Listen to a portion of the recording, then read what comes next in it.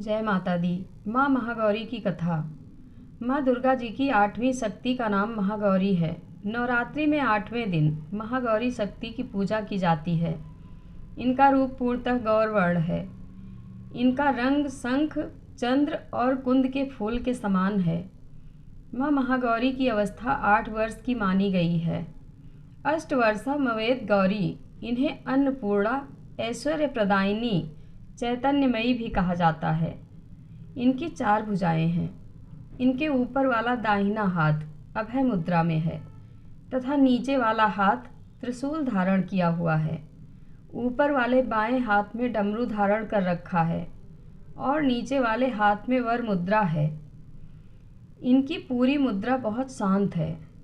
माँ वृषभ वाहिनी व शांति स्वरूपा हैं। माता महागौरी की पूजा अमोघ फलदायिनी है और इनकी पूजा से भक्तों के तमाम पाप धुल जाते हैं। भक्तों के पूर्व संचित पाप भी नष्ट हो जाते हैं। महागौरी माँ पूजन, अर्चन, उपासना, आराधना कल्याणकारी हैं। इनकी कृपा से अलौकिक सिद्धियाँ भी प्राप्त होती हैं।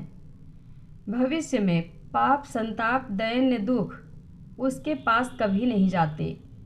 वह सभी प्रकार से पवित्र और अक्षय पुण्यों का अधिकारी हो जाता है। कहते हैं, जो स्त्री माँ की पूजा भक्ति भाव सहित करती है, उसके सुहाग की रक्षा देवी स्वयं करती हैं। माता महागौरी की कथा।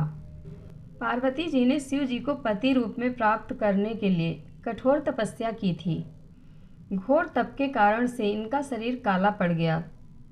इनकी तपस्या से प्रसन्न होकर भगवान शिव ने इनके शरीर को गंगा के पवित्र जल से धोकर कांतिमय बना दिया। उनका रूप गौर वर्ण का हो गया, इसलिए यह महागौरी कहलाई। इनकी एक और भी कथा है। इसके अनुसार एक भूखा सिंह भोजन की तलाश में वहां पहुंचा जहां देवी तपस्या कर रही थी। देवी को देखकर सिंह की भूख बढ़ गई, लेकिन वह देवी के तपस्या से उठने का प्रतीक्षा करते हुए वहीं बैठ गया। इस प्रतीक्षा में वह काफ़ी कमज़ोर हो गया। देवी जब तप से उठी तो सिंह की दशा देखकर उन्हें उस पर दया आ गई और माँ ने उसे अपना वाहन बना लिया, क्योंकि एक प्रकार से उसने भी तपस्या की थी। इसलिए देवी गौरी का वाहन बैल और सिंह दोनों ही हैं। अष्टमी के दिन महिलाएं अपने सुहाग के लिए देवी माँ को चुनरी भेंट करती हैं। सबसे पहले लकड़ी की चौकी पर या मंदिर में महागौरी की मूर्ति या तस्वीर स्थापित करें। इसके बाद चौकी पर सफ़ेद वस्त्र बिछाकर उस पर महागौरी यंत्र रखें और यंत्र की स्थापना करें।